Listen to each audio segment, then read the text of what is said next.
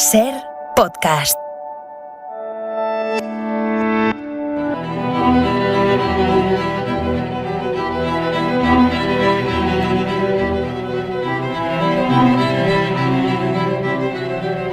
Pasados 2 minutos de las 9:30 a las 8:30 en Canarias, José Luis Rodríguez Zapatero, expresidente del Gobierno. Buenas noches. Buenas noches. Gracias por estar aquí, presidente, esta noche. Gracias a ti por invitarme. Es un honor para mí. Estoy sumado a esa cantidad de gente que tiene una gran admiración por tu tarea profesional. Gracias, presidente. ¿Qué reflexiones está haciendo usted para sí mismo estos días al rememorar los 10 años del final del terrorismo de ETA y cómo parte de España considera todo aquello como algo muy lejano? El tiempo es quizá el gran misterio de nuestra existencia y seguramente el echar la vista atrás en unos acontecimientos como aquellos, aunque hayan sido solo hace 10 años, hay dos sentimientos que se mezclan, ¿no? El recuerdo trágico y la esperanza que se produjo hace 10 años con el fin de la violencia. Lo he vivido como una reflexión en la que deberíamos de tener en cuenta que quizá la violencia política que terminó hace 10 años, llevamos 10 años sin violencia política en un país, en nuestra patria, que quizá estuvo decenas y decenas, por no decir a lo mejor un siglo, con violencia política si echamos la vista atrás. Esto es importante poner esta perspectiva. Ello quiere decir que la democracia superó la de verdad constitutiva pendiente, que era que no hubiera violencia política. Y esto fue hace 10 años. Fue, en mi opinión, de una manera muy notable, porque hubo una decisión unilateral, porque no hubo condiciones, porque fue para siempre,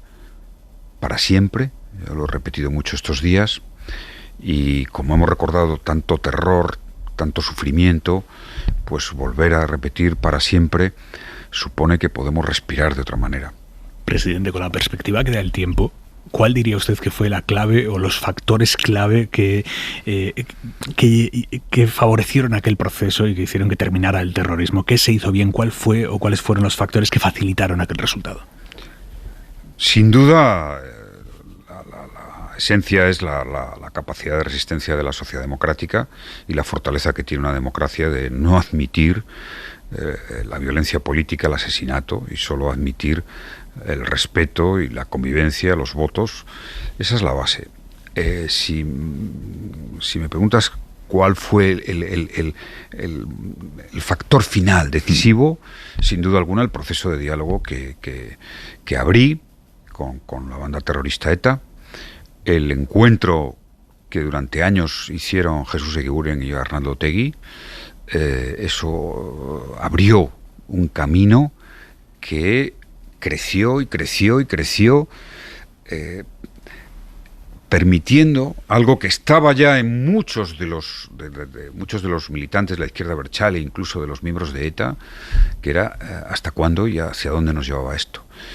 Si ese proceso no se hubiera producido, y sobre todo en la fase final, que tengo todavía muy presente en mi memoria, de la que aún no se saben todas las cosas, pues es probable que no se hubiera producido el final, porque sabemos que la terrible inercia de una organización que decide usar la violencia y matar sin conseguir objetivos, pues es muy difícil decir, bueno, paramos y no hemos conseguido nada. Esa es la realidad. Y sin embargo, bueno, para mí es exaltar la política, exaltar el diálogo, exaltar la persuasión, tiene los valores democráticos. Cuénteme algo de ese proceso, de lo que todavía no sabemos, que me acabo de decir. Hay cosas que no se saben aún. Cuénteme algún detalle. Bueno, hay dos temas que son muy importantes, que yo espero que en algún momento podamos ser más explícitos. Es el papel jugado por personas no de nuestro país, facilitadores, que prácticamente en el último año estuvieron en una acción casi diaria con la cúpula de la organización terrorista ETA, que hablaban con nosotros, por supuesto, y que nos iban transmitiendo cómo era ese proceso en el que se consultaba y se consultó cerca de casi 3.000 seguidores de la banda terrorista para que dijeran sí, vamos a dejarlo. Y todo lo que eso representaba en cuanto a la logística, en cuanto a la decisión, en cuanto al futuro. Fíjense que esto se produce, es una decisión política que se produce sin tener nada acordado, ninguna garantía de nada. Simplemente eso solo pasa cuando hay convencimiento. Me preocupa. En fin, afortunadamente no vamos a tener que volver a ese debate nunca. En el futuro me he preocupado cuando se decía, no, la organización ya estaba muy debilitada. Bueno, hay algunas personas que sabemos realmente lo que era aún, sin duda alguna, mucho menos de lo que había sido, pero no podemos olvidar que han pasado casi 10.000 personas, pasaron de una u otra manera por comisarías, por denuncias judiciales vinculadas al terrorismo o al apoyo al terrorismo, que tuvieron la capacidad de cometer más de 3.000 atentados y de tener más en torno a 150 o 200.000 votos, que esto obviamente era la clave de por qué permanecieron mucho tiempo. Por tanto, otra cosa que quizá pues no se conozca con toda dimensión es el papel jugado por lo he dicho alguna vez, pero quiero insistir, habrá testimonios, habrá momentos en los que se pueda decir por los líderes de la izquierda abertzale y por Arnaldo Otegi, que fueron los que en un momento dado iniciaron ese proceso tan decidido en favor de que hubiera un fin de la violencia. Y por supuesto, tampoco, bueno, ahora se está contando algo más. Estoy contando algo más porque la otra persona que tenía la información, obviamente, es nuestro querido y añorado Alfredo Pérez Rubalcaba, y pues prácticamente la mía es la que queda para el testimonio, que tendré que, lógicamente, dejar algo más elaborado, pero nosotros mantuvimos una comunicación indirecta con aquellos que sabíamos del mundo abertzale e incluso de la banda terrorista, que estaban decididamente a favor de que la violencia terminara. ¿Qué quiero decir con esto? Quiero decir que es una lección que nos da la historia, ¿no? Y la política. Yo se lo digo a algunos compañeros. Arriesgamos, sí, mucho. Mi gobierno arriesgó mucho arriesgó, políticamente. Incluso algunas personas personalmente, de las que tenían que hablar con ETA. Solo los grandes cambios en la historia se producen cuando se arriesga. Usted ha contado que conocía la decisión de la banda desde 2 meses antes. ¿Cómo la conoció? A través de los facilitadores, obviamente. ¿Quién se la comunicó? Ellos estaban en un proceso de convencimiento. Ya solo faltaba por decidir el momento, el texto, el contenido, cómo se articulaba lo que pensábamos que debería de ser el post-anuncio. Por eso la cúpula se va, por supuesto, con nuestro consentimiento, la cúpula de ETA, que hace ese comunicado histórico que hemos recuperado ahora 10 años después, se va a Noruega, y allí está atendida por el gobierno noruego, están con los facilitadores. Hombre, espero que en algún momento podamos, que la opinión pública, la sociedad española, conozca a estos facilitadores, que fueron unos auténticos héroes, que conozca sus nombres, porque ¿Noruegos? les debemos ¿Presidente? mucho. No, noruegos no. Ellos trabajaban en una fundación, la Fundación Henri Durán, Suiza, que tiene sede en Ginebra y que hace muchos procesos de paz, que es la fundación en la que, bueno, o sea, allí hay diplomáticos, hay personas que han pertenecido a la Unión Europea, incluso militares que han pertenecido a la OTAN, personas que deciden, en un momento dado de su trayectoria profesional, intentar hacer procesos de paz, y han estado en muchos. Pero bueno, al final siempre hay algunas personas que se lo vinculan. Yo he estado con la Fundación Henri Durán antes de la pandemia, la primera vez que pude ir, después de ser presidente, y tuve un día que no olvidaré, jamás, porque, claro, me transmitieron mucha información, recordamos, nos abrazamos, les felicité, emocionado, porque, bueno, algunos de ellos lloraron, recordando pues cómo había sido un final bastante inédito bastante inédito de una banda terrorista en la que ellos deciden dejarlo así.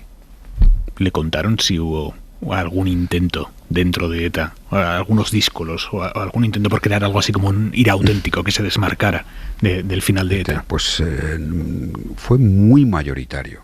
Esa es una de las claves. Y además puedo decir que el mensaje que nos daban, que me dieron a mí ese día, los días en que anunciaron el comunicado, era que era para siempre y que no iba a haber escisiones. Esto es así. Tengo que testimoniarlo así y lo testimoniaré para en fin, ese archivo que convendrá. La banda les hace llegar a ustedes que no iba a haber escisiones. Absolutamente, absolutamente. Y que no iba a haber nada. Y 10 años después, por eso he insistido tanto estos días, en fin, no sé si... Claro, uno tiene la carga subjetiva de la emoción, de la intensidad, de lo que aquellos días vivíamos y aquellos meses antes de va a llegar. Imagínese, ¿no? Después de lo que ha sido para este país, lo que fue, lo que más nos ha hecho llorar, sufrir en democracia, a varias generaciones, pues que llegara el final, ¿no? Y que pudiéramos decir nunca más los 500 concejales que han tenido que llevar escoltas, nunca más mirar debajo de un coche un policía en la Guardia Civil que tanto sufrieron, nunca más. Bueno, esto no tiene, o sea, es intransferible lo que uno siente y cuando uno recuerda. Yo lo he explicado en estos días que hace ya más de 10 años que salí de la presidencia del gobierno, no hay un día. Casi todos los días de mi vida recuerdo algún hecho vinculado a lo que fue ETA y el terrorismo, y a lo que fue también, obviamente, el final. Bueno, yo creo que el país, nosotros como sociedad, las generaciones más jóvenes deben valorar el valor incalculable de la paz, el valor incalculable de la no violencia, y que nos sirva de una gran lección, y también afirmar ese carácter, esa impronta generosa de la democracia. Aquel fue el principio del fin de ETA, el AT4. Estos días le he leído a usted diciendo que se siente responsable de los muertos del AT4. Me ha parecido durísimo. El presidente del gobierno responsable de los muertos de una banda terrorista. Me sentí completamente concernido, pero del AT4 de manera muy especial, pero creo que fueron 13 asesinatos, 13 víctimas mortales en mi etapa como presidente. Lo sentí dentro, o sea, muy intensamente concernido, responsable. Sí, responsable. Yo creo que la primera obligación de un gobierno y de un presidente es salvar vidas. Aún recuerdo el asesinato de los 2 jóvenes guardias civiles en Capbreton, quizá una de las mañanas peores de mi vida. Recuerdo el viaje, recuerdo la niebla, los compañeros llorando. Bueno, hemos sufrido mucho. Y bueno, hay que ser muy poco sensible, incluso siendo presidente del gobierno, para no sentirte responsable. Y del AT4, que fue un hecho. Recuerdo a las familias ecuatorianas en Moncloa, a las que recibimos, a las que llamamos. Recuerdo como si fueran 2 jóvenes, muy jóvenes también, y hay una pregunta que me quedará hasta mis últimos días, ¿no? ¿Cómo pudo ser? ¿No? ¿Ha tenido respuesta para esa pregunta? No tengo respuesta. ¿Qué pasó ahí dentro? Y quizá no, ¿cómo pudo ser el terrorismo? ¿No? ¿Cómo pudo ser que tantas personas, miles de personas, decidieran por una causa política, viviendo en un sistema democrático y libertad, coger las armas y disparar y poner coches bombas? Es decir, ¿cómo pudo ser? Es decir, esta es una pregunta que, bueno, a mí personalmente, políticamente, moralmente, me preocupa, me angustia, y espero que... Es verdad que cuando uno toma un poco de perspectiva, podemos decir casi que la historia de la humanidad es la historia de la violencia. La violencia nos ha acompañado casi siempre. Son escasos los momentos en los que la civilización es capaz de construir en paz, y por tanto, pues quizá alguna respuesta podamos darla en su momento. Y ahora que no hay violencia, presidente, en este momento que no hay violencia, ¿qué siente usted al escuchar, por ejemplo, a Isabel Díaz Ayuso cuando dice que el terrorismo hoy está más vivo que nunca? que ETA hoy está más viva que nunca porque ha conseguido teóricamente su objetivo, que es entrar a las instituciones y obtener réditos políticos. Las instituciones está porque tiene 100 y pico mil votos. Siento una serie de tristeza, porque ella pertenece a un partido que, como todos, sufrimos juntos, que luchamos juntos, que vimos el final juntos y que debíamos de estar recordándolo juntos. Pienso que la sociedad española tiene una sensatez muy grande y que esos mensajes no se los cree, aunque se sea de una u otra formación política. Afortunadamente hoy sabemos que no hay violencia, no hay ETA, no hay terroristas, y que ese recurso utilizado, yo lo sufrí en su momento, ¿no? Ese recurso utilizado de manera reiterada, de manera tan banal, es banalizar el mal. Banalizar el mal, decir que lo que hay ahora es cosa de terroristas, banalizar el mal, de una manera que eso te lleva a no saber lo que es el bien. Hablando de mensajes, presidente, ¿qué importancia tienen para usted las palabras de la izquierda abertzale la semana pasada en boca de Arnaldo Otegi, diciendo que sienten el sufrimiento de las víctimas de ETA y que ese sufrimiento nunca tenía que haberse producido? ¿Qué importancia les da esas palabras? Yo le doy importancia, le doy trascendencia, creo que es un paso adelante. Hay 3 cosas de esa declaración que subrayo. La primera, que expresan el sentimiento de dolor y pesar. He insistido, pesar es sinónimo de arrepentimiento. Esto es un paso significativo. Nunca se tenía que haber producido. Importante también, sin duda. Es un arrepentimiento más fuerte. Y 3, que con las víctimas están dispuestos a hacer más pasos para paliar en la medida que puedan, que obviamente hay un dolor que seguramente no se va a poder paliar ni consolar nunca, y que hay que comprenderlo en las familias de las víctimas, respetarlo, quererlas, homenajearlas, reconocerlas, recordarlas. Pero han dicho que pueden hacer alguna cosa más y, bueno, la democracia y la paz nos hace mejor a todos. Es una de las conclusiones que yo abrazo y, por tanto, espero que puedan hacer más cosas. Una de las cosas que ha dicho Arkaitz Rodríguez, el secretario general de Sortu, que pueden hacer ellos y que están en disposición de hacer, es trabajar para evitar los ongietorris, que son los actos de bienvenida, de homenaje que el entorno social de ETA monta a los presos cuando salen de la cárcel, que es una fuente terrible de dolor para las víctimas de esos presos. Ese es el siguiente paso que tiene que dar la izquierda abertzale, acabar en lo que esté en su mano. Con en la declaración de Otegi hay ese apunte que le digo que me parece interesante y podremos hacer más cosas para paliar. Fíjese, mi experiencia, ellos saben muy bien cuál es el debate, saben muy bien qué es lo que representa esos homenajes que ha habido, bueno, los que ha habido son contados. Lo positivo es que salga de ellos la reflexión, que salga de ellos. Esto es lo que al final hace irreversible cada paso.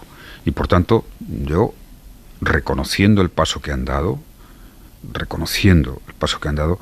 algunas veces me han criticado mucho por decir que Otegi contribuyó y demás. Yo quiero que los españoles sepan la verdad. Uno podrá pensar lo que piense del señor Otegi, pero los que sabemos lo que ha sucedido lo tenemos que decir. No, igual que, por supuesto, me siento absolutamente discrepante de muchas de sus posiciones, pero eso fue lo que pasó y ahora tienen que dar ese paso. Lo mejor es que surja de su reflexión. A usted se le atribuye desde hace muchísimo tiempo una frase que usted no pronunció, que es Arnaldo Otegi es un hombre de paz. Esto viene de una entrevista en 2005. Usted dijo una frase más compleja, pero ha quedado para la historia que usted dijo Arnaldo Otegi es un hombre de paz. Yo le pregunto, ¿Arnaldo Otegi es un hombre de paz? Arnaldo Otegi contribuyó decisivamente al fin de la violencia.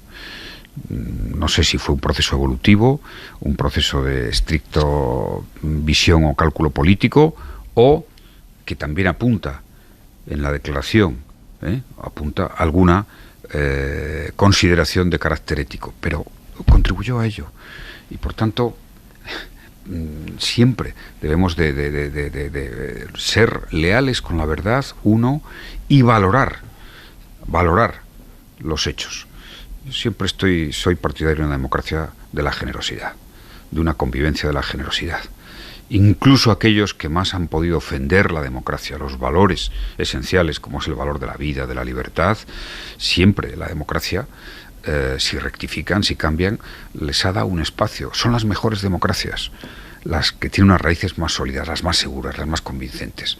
Es decir, no, si usted viene a la democracia, sinceramente, la democracia le va a escuchar, la democracia le va a dar su espacio. Me parece que esta es una visión esencialísima de las convicciones democráticas, esencialísima, ¿no? En definitiva, si no hubiera habido generosidad y perdón histórico, no tendríamos democracias en ningún sitio del mundo. Hablábamos de Otegi, presidente. ¿Necesita la izquierda abertzale un relevo en sus liderazgos, en las personas, y que llegue gente nueva sin mochilas para poder decir no solo lo que han dicho esta semana, sino ETA no debió existir nunca? Lo que hizo, todo lo que hizo ETA está mal, toda su actividad terrorista está mal y es injustificable. ¿Ese paso usted cree que la izquierda abertzale va a poder darlo en algún momento? Si uno analiza lo que han sido los procesos de este tipo de lucha violenta, ¿no? Como ellos llaman lucha armada, lucha terrorista, los finales, ese proceso exige tiempo. Pero fíjese, al respecto del relevo generacional, uno de los temas que no se ha comentado, ¿no?, que no ha salido en el análisis del final, es la dialéctica que hubo. Es muy interesante la dialéctica que hubo entre los más jóvenes, en muchas ocasiones, que llegaban a la cúpula de ETA muy jóvenes, ya en los últimos tiempos, entre otras cosas por la eficacia de la policía y la Guardia Civil que detenía. Y recuerdan aquella frase de Rubalcaba, que el día que detenían dice: ya estamos, vamos a detener ya los siguientes. Y sin embargo, al final, digamos que la posición de veteranos, lo que podemos llamar la izquierda abertzale, fue decisiva. También con jóvenes, pero fue decisivo, ¿no? Y esto puede que yo tenga un instinto conservador por lo vivido, ¿no? Y porque sé quiénes apostaron definitivamente y porque eso terminará siempre. Pero pongamos las cosas en perspectiva. Son solo 10 años de una historia de 50, de una terrible historia de 50 en la que estuvo implicado miles y miles y miles de personas. Que esto es lo que a veces se nos olvida, ¿no? Y por tanto, bueno, en mi opinión, el final, que lo he repetido, fue un final seguramente, pues la inmensa mayoría de los demócratas, de los políticos, de los periodistas, no esperaban un final así, un final unilateral, sin concesiones y para siempre. Si estos tres conceptos los hubiéramos oído en el 80, en los 90 o en el 2000, todos hubiéramos pensado que no era posible eso, que no era posible, sin nada a cambio, para siempre, sin escisiones. Y lo fue. Debe ser valorado eso también, cuando hablo de la perspectiva de la generosidad. Debe ser valorado, porque si no, no estaríamos siendo leales con la propia historia. Y no lo digo porque, en fin, las cosas en la vida se hacen para que sean, no para que te las reconozcan. No lo digo porque se reconozca, no. Lo digo porque se valore y se tengan en cuenta las consecuencias políticas de cómo gobernar y gestionar eso. ¿Echa de menos un poco más de reconocimiento? No, en absoluto. El reconocimiento más importante, créame, estos son temas de la vida o la muerte.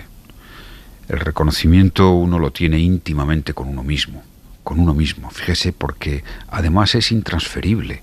O sea, ni siquiera con las personas más cercanas yo podía transferir ese sentimiento de sentirme responsable de un atentado y de sentirme en el deber de terminar con eso como fuera, ¿no?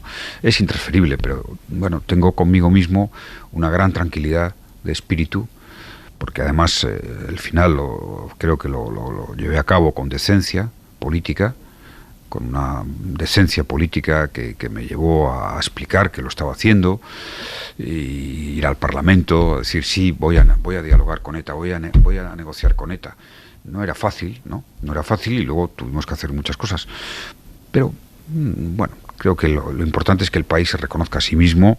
El mérito es de la sociedad, el mérito es de los que sufrieron, lucharon, de los que con el convencimiento de la democracia nos defendieron, policía, Guardia Civil y de todos. Y el mérito, si me permite, en última instancia, es de la poderosísima fortaleza de la idea democrática, de los valores de la vida. José Luis Rodríguez Zapatero, expresidente del Gobierno de España, muchísimas gracias por haber estado esta noche con nosotros en Hora 25. Muchísimas gracias, Aymar, a ti. Suscríbete a Hora 25. Todos los episodios y contenidos adicionales en la app de Cadena SER y en nuestros canales de Apple Podcast, Spotify, iVoox, Google Podcast y YouTube. Escúchanos en directo en la SER de lunes a viernes a las 8 de la tarde.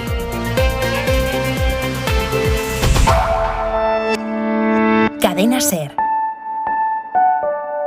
La radio.